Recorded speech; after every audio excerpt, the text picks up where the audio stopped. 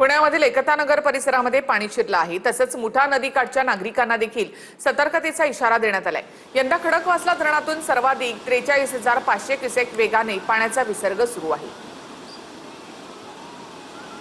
दोन दृश्य आपण या ठिकाणी पाहतोय। पुण्यामध्ये खडकवासलाचा विसर्ग वाढवण्यात आला, तर मुठा नदीकाठी सतर्कतेचा इशारा देण्यात आलेला आहे। खडकवासलामधून सध्या 43,500 क्युसेक वेगाने विसर्ग सुरू आहे, तर पुण्याच्या एकतानगर परिसरामध्ये पाणी शिरलंय। एकतानगरचा हा सगळा परिसर सखल भाग म्हणून ओळखला जातो। या परिसरामध्ये सध्या मुठा नदीचं पाणी शिरलेलं आहे।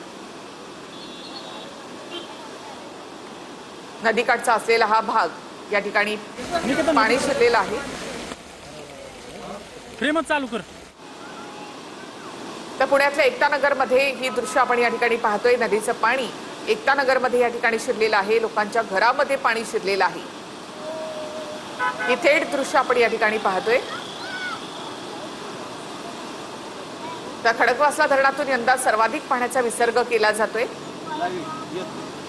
नदी नाले तुडुंबा भरून वाहत आहेत। त्या सततच्या पावसामुळे पाणी साचलेलं आहे। तर एकतानगरमधली ही दृश्य आपण पाहतोय। नदीकाठचा असलेला हा भाग या अशा प्रकारे पाण्याने पूर्णतः जलमय झालेला आहे। लोकांच्या घरांमध्ये दुकानांमध्ये पाणी शिरलंय। पाणी शिरल्यामुळे नागरिक जे आहेत ते मात्र त्यांचं साहित्य जे आहेत ते घराबाहेर काढताना या ठिकाणी पाहायला मिळत आहेत। सामान काढलं का काकी सगळं? सामान काढलं, थोडंफार आहे। पुन्हा एकदा तशीच परिस्थिती झाली, परत तसंच झालंय। माग 2 वर्षापूर्वी पूर्ण घरात पाणी, ग्राउंड फ्लोअरला आहे आम्ही। तुमच्या डोळ्यात पाणी दिसतं काय? दरवेळीचीच परिस्थिती काय करणार? दरवेळेस नाही, 2 वर्ष झाले, 2 वर्षांनी आलंय पाणी। आपण पाहतोय की या ठिकाणी पाण्याचा प्रवाह जो आहे तो वाढत चाललेला आहे आणि या ठिकाणी मोठ्या संख्येनं जे एकतानगरीमध्ये नागरिक राहतात या सगळ्या नागरिकांना सध्या बाहेर पडण्याचं आवाहन जे आहे ते प्रशासनानं केलेलं आहे। मात्र 45,000 क्युसेक वेगानं खडकवासला धरणामधून पाणी जे आहे ते मुळामुठा नदीच्या पात्रामध्ये सोडलं जातंय आणि आपण पाहतो की पाण्याचा प्रवाह जो आहे तो या ठिकाणी मोठ्या प्रमाणावरती असल्यामुळं थेट आता कमरे इतकं पाणी जे आहे ते भरायला सुरुवात झाली। आपण पाहतोय की दुचाकी या ठिकाणी पाण्यामध्ये अडकलेले आहेत, तर दुसऱ्या बाजूला पुढे हे सगळे नागरिक जे आहेत ते त्यांना या ठिकाणी घराबाहेर जे आहे ते सध्या काढलं जाते। अग्निशमन दलाचे जवान असतील त्यांच्याकडून आवाहन केलं जातं। आपण पाहतोय की दुसऱ्या तिसऱ्या मजल्यावरती असलेले नागरिक जे आहेत ते मात्र घरामध्ये असलेले पाहायला मिळतात। मात्र खालच्या तळमजल्यावरती राहणाऱ्या लोकांना जे आहे ते या ठिकाणी बाहेर काढलं जाते। सध्या आपण पाहतोय की या ठिकाणी चारचाकी जी आहे ती पाण्यामध्ये अडकलेली आहे आणि सध्या चारचाकी बाजूला करण्याचं काम जे आहे ते केलं जातंय। काय आवाहन करता लोकांना? आवाहन काय करता? लोकांनी लवकरात लवकर बाहेर पडावे व आपला सूचना द्या, एकदा सूचना द्या। सर्व नागरिकांना सूचना करण्यात येत आहे की पाण्याचे प्रमाण वाढत चाललेले आहे, तरी सर्व नागरिकांनी आपण स्थलांतरित करावे। स्थलांतरित नागरिकांसाठी बॅडमिंटन हॉल, सनसिटी या ठिकाणी व्यवस्था केलेली आहे। पाहतोय की या सगळ्या नागरिकांची व्यवस्था केलेली आहे। दुसऱ्या बाजूला आपण पाहतोय की घरातले आपण पाहतोय की पाळीव प्राणी जे आहेत अशा पद्धतीने आणले जात आहेत। सातत्याने ही परिस्थिती होती का तुमची इथे? हो, प्रत्येक वर्षापूर्वी सुद्धा झाली होती। 2 वर्षापूर्वी काय तर घेऊन चालले जातात? मांजर आहे। मांजर आहे? हो. बर, म्हणजे घरातले सगळेच आता बाहेर काढावं लागणार? हा, बर, आपण पाहतोय की दुसऱ्या बाजूला अशा पद्धतीनं हे सगळे नागरिक जे आहेत आपापलं साहित्य घेऊन घराच्या बाहेर पडताना पाहायला मिळत आहेत।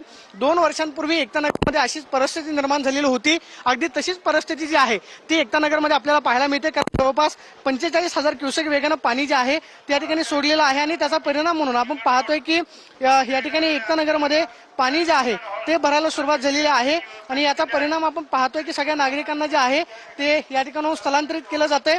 या सगळ्या नागरिकांना सूचना दिल्या जातात की आपण लवकरात लवकर घराच्या बाहेर पडावं। मात्र आपण पाहतो की तळमजल्यावरती राहणारे लोक जे आहेत ते स्थलांतरित होत आहेत, तर दुसऱ्या बाजूला दुसऱ्या आणि तिसऱ्या मजल्यावरती राहणारे नागरिक जे आहेत ते मात्र तसेच आहेत। या सगळ्या नागरिकांना सूचना दिल्या जात आहेत। 2 वर्षांपूर्वी आपल्याला माहिती आहे की या सगळ्या एकतानगर परिसरामध्ये पाणी मोठ्या प्रमाणावरती भरलेलं होतं। किराणा दुकान असतील, त्याचबरोबर तळमजल्यावरती राहणारे जे नागरिक आहेत त्यांना त्रास मोठ्या प्रमाणावरती सहन करावा लागला होता। मात्र पुन्हा एकदा तशीच परिस्थिती पाहायला मिळते का की काय सगळं पाणी दुकानात गेले। 2 वर्षापूर्वी सुद्धा असं झालं? हो, असं झालं की तुम्ही आलो होते मागच्या वेळी।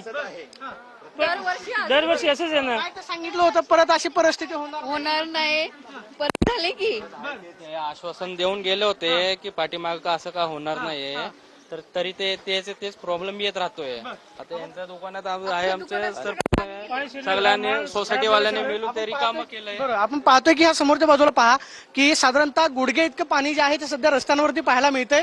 त्यामुळे खबरदारीचा उपाय म्हणून या सगळ्या नागरिकांना सूचना देण्यात आलेल्या आहेत की पाण्यामध्ये कुणी उतरू नका.